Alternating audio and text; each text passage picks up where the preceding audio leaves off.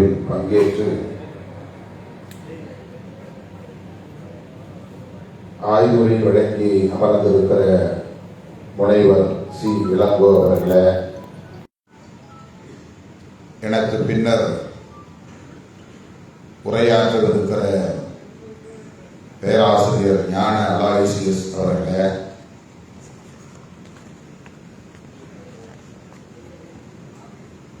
அடுத்து உண்மையிலேயே நான் பங்கேற்கவிருக்கிற அமர்வு 3ஆம் அமர்வு. அந்த அமர்விலே பங்கேற்று உரையாற்றவிருக்கிற அறிஞர் பெருமக்களே, திரளாக கூடியிருக்கிற தமிழ் தேசிய போராளிகளே, உங்கள் அனைவருக்கும் என்னுடைய பணிவார்ந்த வணக்கத்தை தெரிவித்துக் கொள்கிறேன். அடுத்து இன்னொரு நிகழ்வில் நான் பங்கேற்க வேண்டும், வடசென்னை பகுதிக்கு செல்ல வேண்டும். அதன் பின்னர் நான் இரவு நெடுந்தூரம் பயணம் செய்ய வேண்டும் என்கிற ஒரு நெருக்கடியான சூழலில் தான் உங்கள் முன்னால் நான் நின்று கொண்டிருக்கிறேன். இந்த 2ஆம் அமர்வில் ஒரு இடைச்சீறுகளாக நான் வர நேர்ந்து விட்டது. அதற்காக பொறுத்தருள வேண்டுகிறேன். மே 17 இயக்கம் மிகுந்த பொறுப்புணர்வோடு தமிழ் தேசிய அரசியலை இந்த மண்ணில் வளர்த்தெடுக்க வேண்டும் என்ற அந்த பொறுப்புணர்வோடு இது போன்ற ஆய்வரங்கங்களை அறிஞர் பெருமக்களை கொண்டு நடத்தி வருகிறது. இதே அரங்கில் கடந்த ஆண்டு இந்த தமிழ் தேசிய பெருவிழாவை வெற்றிகரமாக நடத்தினார் தோழர் திருமுருகன் காந்தி அவர்கள். அதிலும் பங்கேற்று உரையாற்றக்கூடிய ஒரு வாய்ப்பை எனக்கு வழங்கினார். இது 2வது ஆண்டாக இந்த தமிழ் தேசிய பெருவிழா ஒருங்கிணைந்து பெற்று இன்றைக்கு முதல் நாள் நிகழ்வு மிகச் சிறப்பாக நடந்தேறிக் கொண்டிருக்கிறது. நாளையும் நடைபெற உள்ளது. மிகவும் முக்கியத்துவம் வாய்ந்த தலைப்புகளில், கருப்பொருள்களில் ஆற்றல் வாய்ந்த ஆய்வறிஞர்களை அழைத்து வந்து இங்கே வகுப்பெடுத்துக் கொண்டிருக்கிறார். கல்லூரிகளில், பல்கலைக்கழகங்களில் பேராசிரியர்கள் பேசுகிற, மாணவர்களுக்கு வழங்குகிற அந்த ஆய்வுரைகளை இன்றைக்கு களத்திலே நின்று போராடக்கூடிய நமக்கு பேராசிரியர் பெருமக்கள் எடுத்து விவரித்துக் கொண்டிருக்கிறார்கள். இத்தகைய பின்னணியோடுதான் நாம் களத்தில் நிற்க வேண்டும், மக்களை அணுக வேண்டும், மக்களையும் அரசியல்படுத்த வேண்டும் என்கிற அந்த பொறுப்புணர்வு தான் இன்றைக்கு மே 17 இயக்கத்தின் செயற்பாடாக, களப்பணியாக அமைந்திருக்கிறது.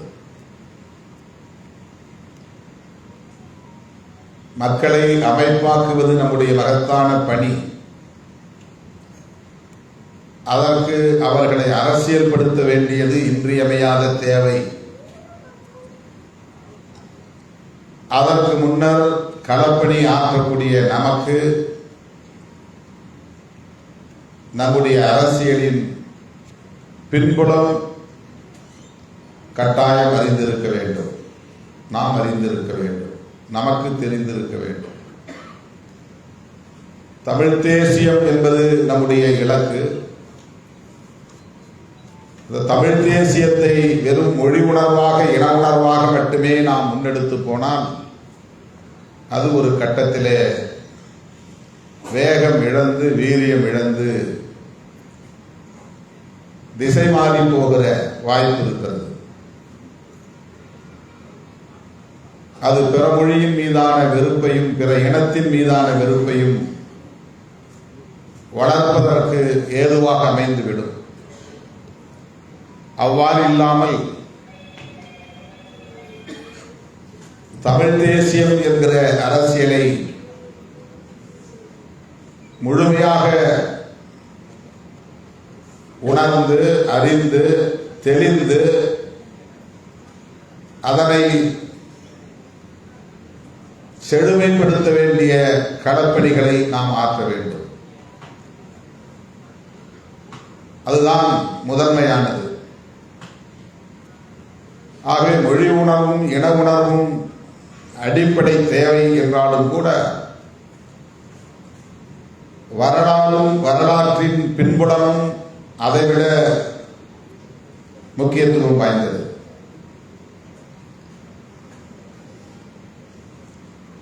அந்த புரிதலோடு தான் இத்தகைய கருத்தரங்குகள் மே 17 இயக்கத்தால் ஒருங்கிணைக்கப்படுகிறது என்று நான் பெரிதும் நம்புகிறேன். தமிழர் வரலாறு அது அரசியல் சார்ந்தது, பண்பாட்டை சார்ந்தது,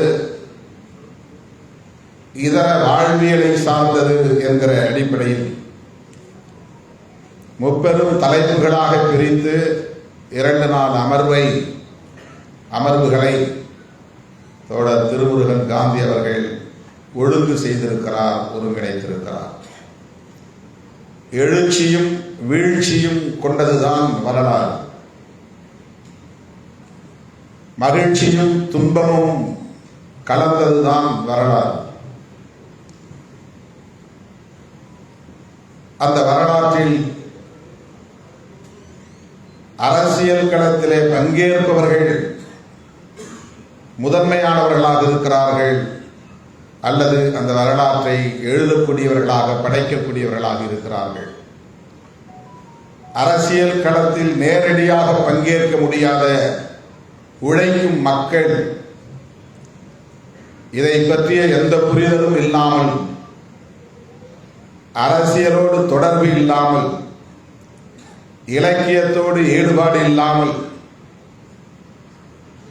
எப்போது போல் இயங்கிக் கொண்டே இருக்கிறார்கள், உழைத்துக் கொண்டே இருக்கிறார்கள்.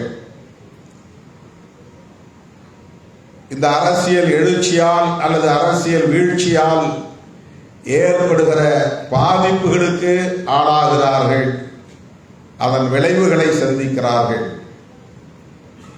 ஆனால் அவர்களுக்கும் இந்த அரசியல் களத்திற்கும் தொடர்பில்லை, நேரடி தொடர்பில்லை. இந்த மண்ணை யார் யார் ஆண்டார்கள் என்று அவர்கள் ஆண்ட போதே உழைக்கிற மக்களுக்கு தெரியாது. பாண்டியன் பரம்பரை அவனுக்கு தெரியாது, சோழன் பரம்பரை அவனுக்கு தெரியாது. ஆனால் அவன் இந்த மண்ணின் மைந்தன், இந்த மண்ணின் பூர்வீக குடி, இந்த மண்ணில் உழைத்துக் கொண்டே இருப்பவர், பாடாற்றிக் கொண்டே இருப்பவர். அதுபோலதான் இன்றைக்கும் கூட இந்தியாவில் தமிழ்நாட்டில் எத்தனை அரசியல் கட்சிகள் இருக்கின்றன, அந்த அரசியல் கட்சிகளின் தலைவர்கள் யார் என்று உழைக்கிற மக்களுக்கு, ஆடு மாடு மேய்க்கிற மக்களுக்கு தெரியாது. அரசல் புரசலாக அவர்களின் செவிகளில் இன்றைக்கு விழுந்திருக்குமே தவிர இதன் பின்னணி தெரியாது. யார் இந்த நாட்டை இதற்கு முன்பு ஆண்டார்கள் என்பதும் தெரியாது, இப்போது ஆண்டு கொண்டிருப்பவர்கள் யார் என்பதும் தெரியாது. இப்படி அரசியல் களத்தோடு தொடர்பில்லாத வெகு மக்கள் ஏராளம் ஏராளம் ஏராளம். அவர்களின் வாழ்வியலையும் சேர்த்துதான் நாம் வரலாறாக படிக்கிறோம். அவர்களின் பாதிப்புகளையும் சேர்த்துதான் நாம் வரலாறாக படிக்கிறோம். அவர்களுக்கு சமயம் பற்றி ஒன்றும் தெரியாது, ஆனால் வாழ்வில் சில நடைமுறைகளை பின்பற்றுகிறார்கள். அவர்களுக்கு மதங்களை பற்றி எதுவும் தெரியாது, ஆனால் சில பண்பாட்டு கூறுகளை அவர்கள் பின்பற்றுகிறார்கள், பாதுகாக்கிறார்கள். மதங்கள் சொல்லுகிற தத்துவங்கள் அவர்களுக்கு தெரியாது, ஆனால் அவர்கள் அந்த தத்துவங்களோடு இணைந்த வாழ்வியலை கடைபிடிக்கிறார்கள். எனவே யுத்தங்களை பற்றி தெரியாமல் வாழ்ந்த மக்கள், யுத்தத்தில் எழுச்சி பெற்றவன் யார், வீழ்ச்சி அடைந்தவன் யார் என்கிற வரலாறு தெரியாத மக்கள், இலக்கியம் அறியாத மக்கள், கவிதைகளை படிக்காத மக்கள், பாடல்களை எழுதாத மக்கள் எப்போதும் இந்த மொழியையும் இந்த மொழியின் அனைத்து கூறுகளையும் பாதுகாத்துக் கொண்டிருந்தவர்கள். அவர்களால் தான் இன்றைக்கும் மொழி பாதுகாப்பாக இருக்கிறது. அவர்களால் தான் இன்றைக்கும் இந்த இனத்தின் பண்பாட்டு கூறுகள் பாதுகாப்பாக இருக்கிறது. அவர்களால் தான் எத்தனையோ படையெடுப்புகளையும் தாண்டி, மொழி கலப்புகளையும் தாண்டி, இனக்கலப்புகளையும் தாண்டி இந்த மொழியும் இந்த இனத்தின் பண்பாட்டு கூறுகளும் தொடர்ந்து பாதுகாக்கப்பட்டு வருகிறது. எனவே வரலாற்றை நாம் படிக்கிற போது அரசியல் களத்தோடு நேரடி தொடர்பில்லாத உழைக்கும் மக்களை கூர்ந்து கவனிக்க வேண்டும். அவர்களின் உண்மையான வாழ்வியலை நாம் படிக்க வேண்டும்.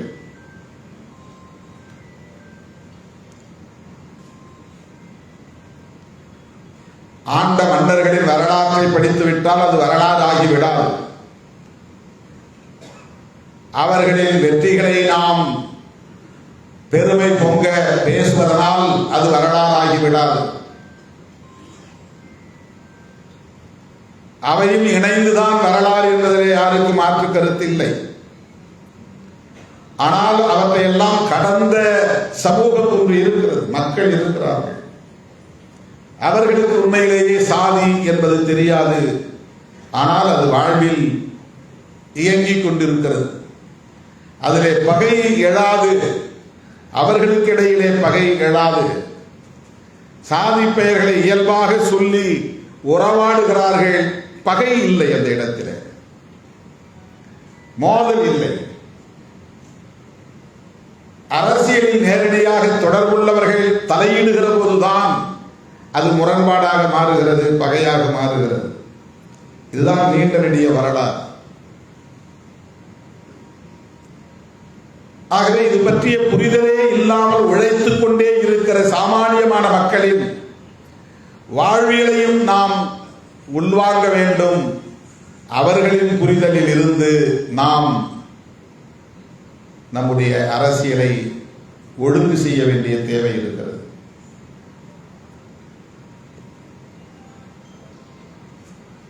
இன்றைக்கு தமிழ் தேசியம் என்பதை நாம் உரத்து பேசுகிறோம்.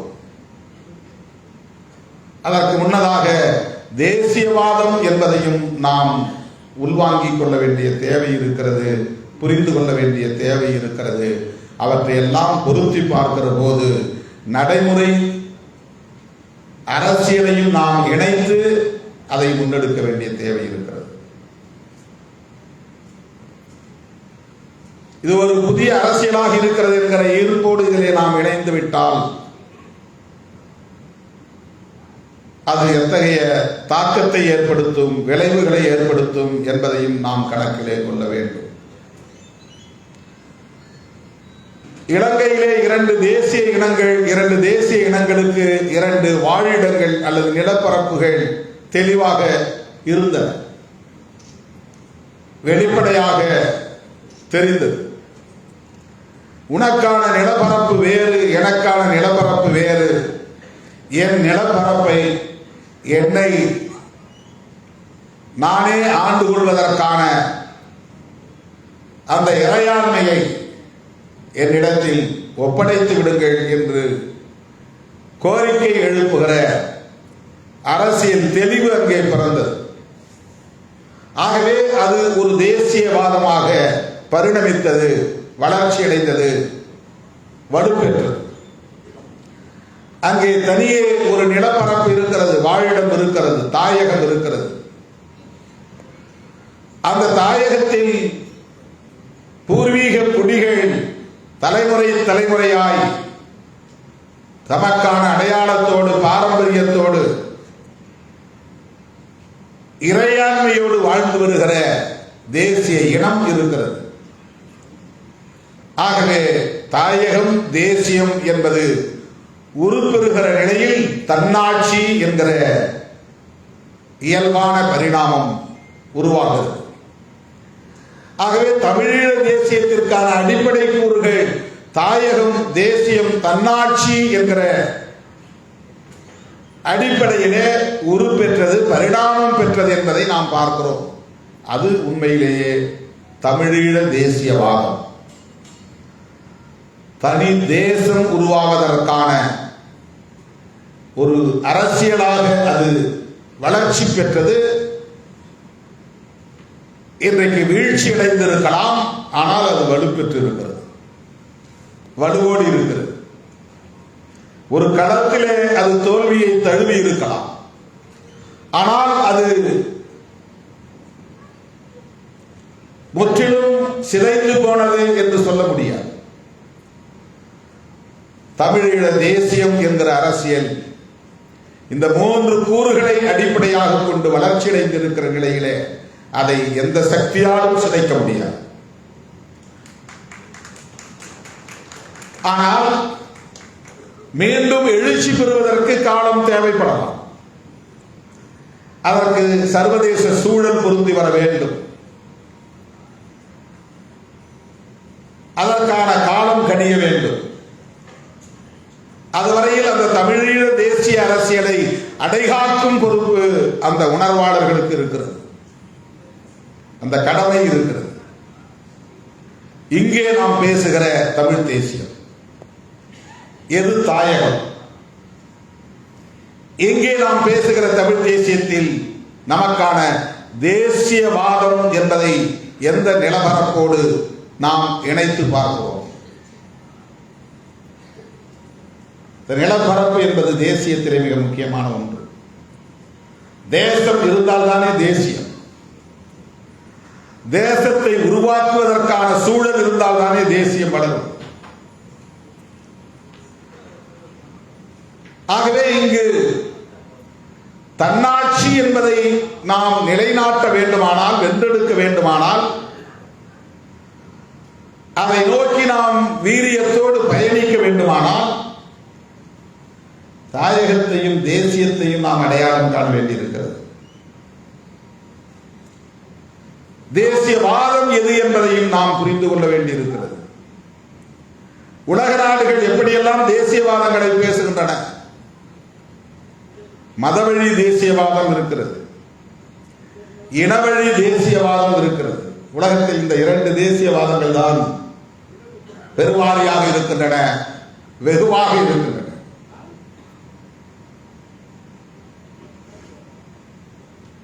இனவழி தேசியவாதம் அல்லது மொழிவழி தேசியவாதம், அதன் அடிப்படையில் தேசங்கள் உருவாகி தன்னாட்சி அதிகாரத்தை பெற்று சர்வதேச அரங்கில் தமக்கான தனி அடையாளத்தோடு இன்றைக்கு கோலோச்சுவதை நாம் பார்க்கிறோம். நாம் இங்கே இலங்கை தீவில் இருப்பதை போல இல்லை. இந்திய தேசத்திற்குள்ளே ஒரு மாநிலமாக இருக்கிறோம். இந்திய அரசமைப்பு சட்டத்திற்குள்ளே நாம் கட்டுப்பட்டு இருக்கிறோம். இந்தியா என்கிற தேசத்தை உருவாக்குவதற்காக இந்திய அரசமைப்பு சட்டத்தை ஏற்றுக்கொண்டிருக்கிறோம்.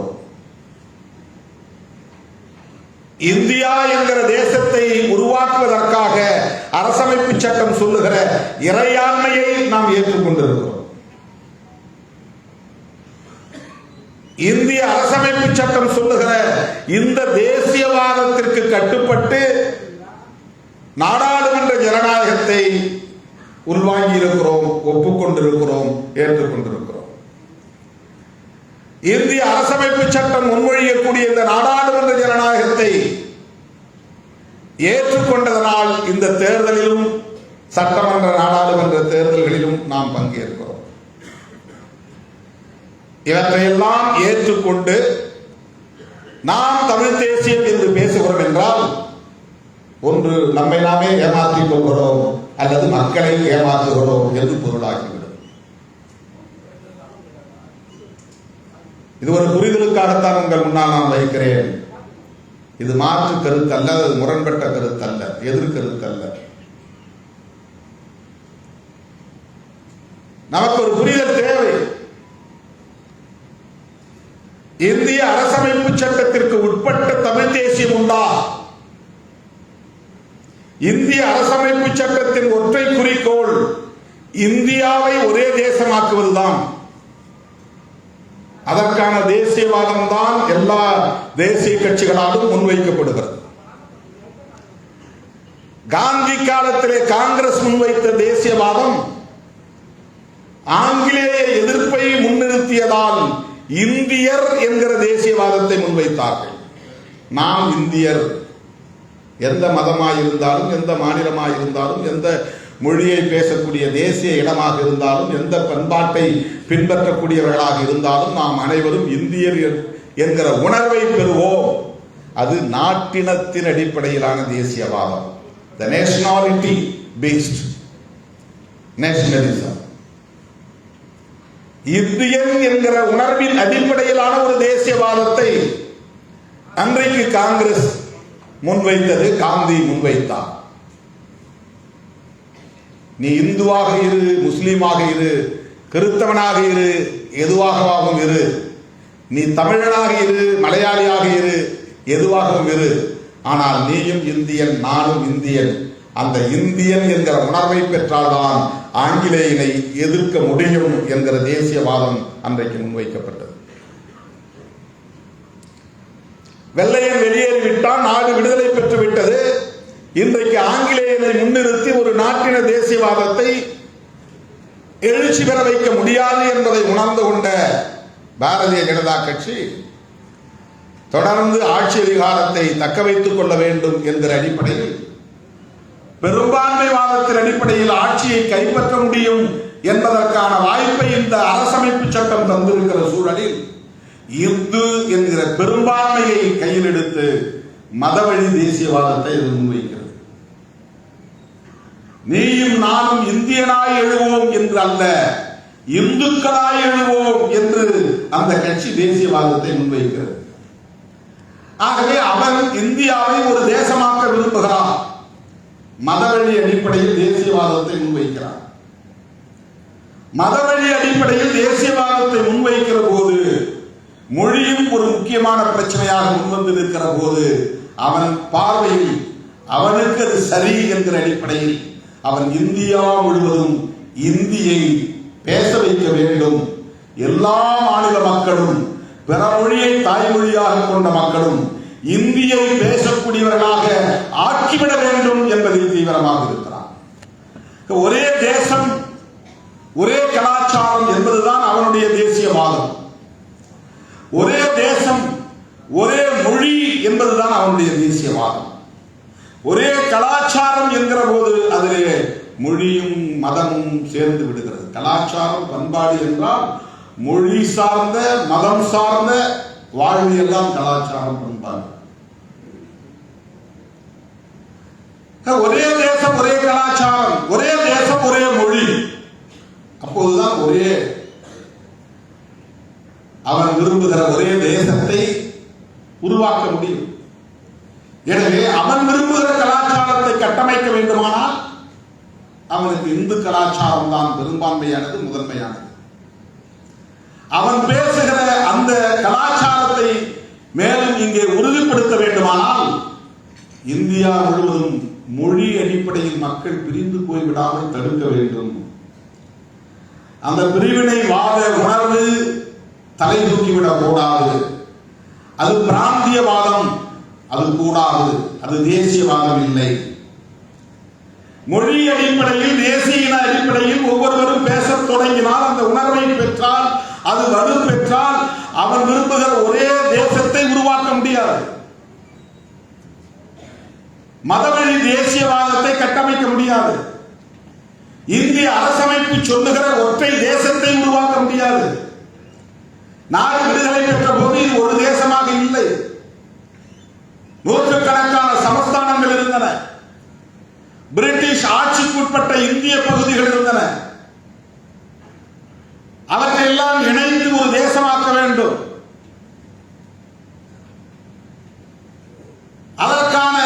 வாய்ப்பை உருவாக்கி தருகிற ஒரு ஆவணம் தான் இந்திய அரசமைப்பு சட்டம். ஆகவே நான் மறுபடியும் வருகிறேன், நாம் பேசுகிற தமிழ் தேசியம் தமிழீழ தேசியத்தோடு பொருந்துமா என்றால் பொருந்தாது. அந்த பிரபாகரன் அவர்கள் அதில் தெளிவாக இருந்தால் ஒரு தேசத்தின் விடுதலை தான் இறுதி இலக்கு. அதுதான் இனத்தின் விடுதலை, அதுதான் மொழியின் விடுதலை. ஆகவே ஒரு நாடு விடுதலை பெற வேண்டும் என்பதுதான் ஒரு தேசியவாதத்தின் அடிப்படையாக இருக்க முடியும். நாம் என்ன தேசியவாதத்தை முன்னெடுக்க போகிறோம்? இந்தியாவை பொறுத்தவரையில் பல தேசிய இனங்கள் சிதறி கிடக்கிற ஒரு நிலப்பரப்பாக இருந்தாலும் கூட இந்தியா எமது தேசம் என்கிற உணர்வை நீண்ட காலமாக ஒவ்வொரு தேசிய இனத்திலேயும் உருவாக்கப்பட்டிருக்கிறது, வளர்க்கப்பட்டிருக்கிறது.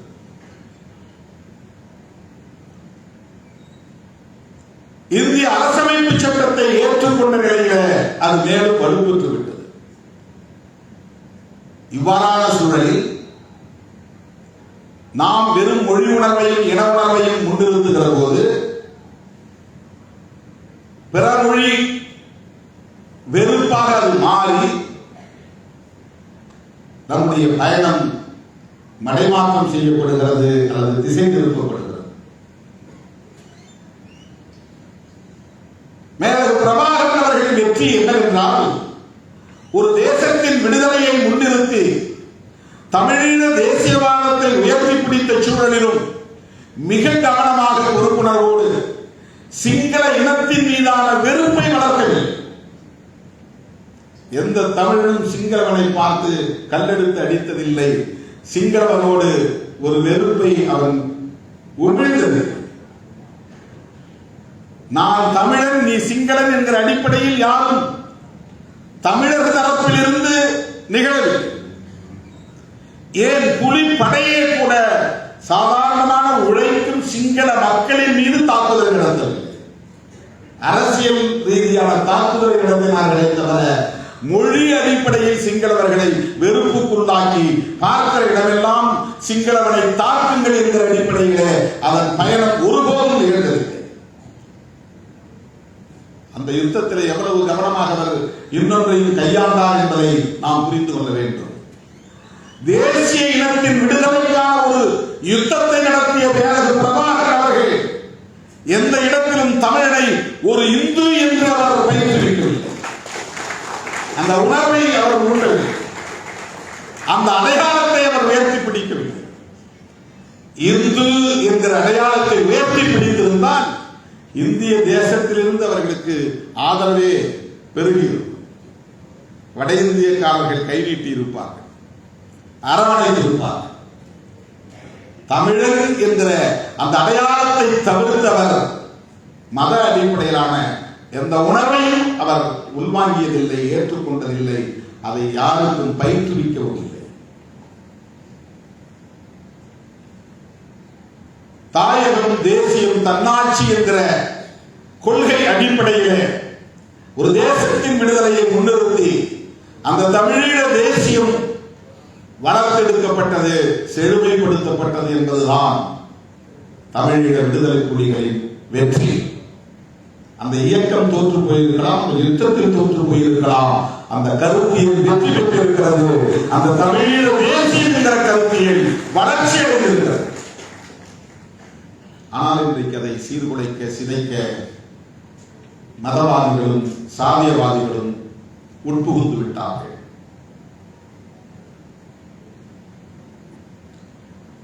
தமிழ்நாட்டை பொறுத்தவரையில் நாம் இந்த அரசமைப்பு சட்டத்திற்கு உட்பட்டு நம்முடைய தனித்துவத்தை பாதுகாக்கிற ஒரு போராட்டத்தை, நீண்ட நெடிய பாரம்பரியம் கொண்ட ஒரு தேசிய பேரினத்தின் வரலாற்றை, பண்பாட்டை, வாழ்வியலை அதன் மூலம் இந்த சமூகம் ஈட்டி இருக்கிற அறிவு சொத்தை பாதுகாப்பதற்கான ஒரு போராட்டத்தை நாம் நடத்துகிறோம். அந்த புரிதலோடு தான் இந்த தமிழ் தேசியத்தை நாம் முன்னெடுக்க வேண்டும். இதுதான் விடுதலை சிறுத்தைகளின் புரிதல்.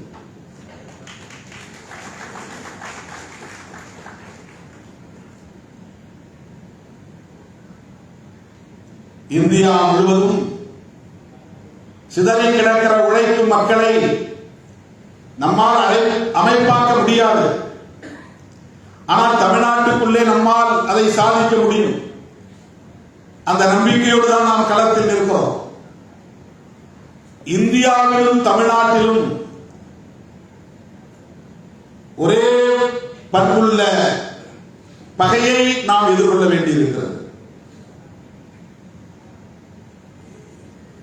கடலிலே ஒரு ஓரத்தில் ஒரு டம்ளர் தண்ணீரை நாம் அள்ளி எடுத்தால் எஞ்சி இருக்கிற கடலில் இருக்கிற அதே தன்மை அள்ளிய நீரிலும் இருக்கும். அதே போல ஒட்டுமொத்த இந்தியாவில் என்ன பண்பு இருக்கிறதோ அது தமிழ்நாட்டிலும் இருக்கிறது. இந்திய சமூக கட்டமைப்பு அடிப்படையில் சாதியத்தால் உறுதிப்படுத்தப்பட்டிருக்கிறது, நிலைப்படுத்தப்பட்டிருக்கிறது, வலுப்படுத்தப்பட்டிருக்கிறது. சாதிய வேர்கள் இந்திய தேசம் முழுவதும் பரவி கிடக்கின்றன. இந்த சாதியத்தின் வேரை அறுப்பதன் மூலம்தான் பகுதியாகவோ முழுமையாகவோ ஒரு விடுதலையை வென்றெடுக்க முடியும் என்பதுதான் நாம் உணர்ந்து கொள்ள வேண்டிய அரசியல். அதுதான் பெரியாரியம், அதுதான் அம்பேத்கர். பெரியாரை அப்படித்தான் அணுக வேண்டும். அவரை வெறும் பார்ப்பன துவேசியாக பார்க்கிறார்கள். அவரை தமிழர் அல்லாதவர் என்று விமர்சிக்கக்கூடிய அளவுக்கு தமிழ் தேசியம் இழிந்து கிடக்கிறது, கீழாகி போய்விட்டது, அற்பமாகிவிட்டது. தமிழ் தேசியம் அப்படி அல்ல. எந்த மொழியையும் வெறுப்பதல்ல தமிழ் தேசியம், எந்த இனத்தையும் வெறுப்பதல்ல தமிழ் தேசியம். அவர் கன்னடர் என்பதால் தான் தமிழை காட்டுமிராண்டி மொழி என்றார் என்று கற்பிக்கிறார். திட்டமிட்டு அவதூறு பரப்புகிறார். ஒரு கற்பிதத்தை மக்களிடத்தில் பரப்புகிறார். இது எவ்வளவு பெரிய ஆபத்தான ஒரு அரசியல். இதை எப்படி தமிழ் தேசியம் என்று எடுத்துக் கொள்ள முடியும்?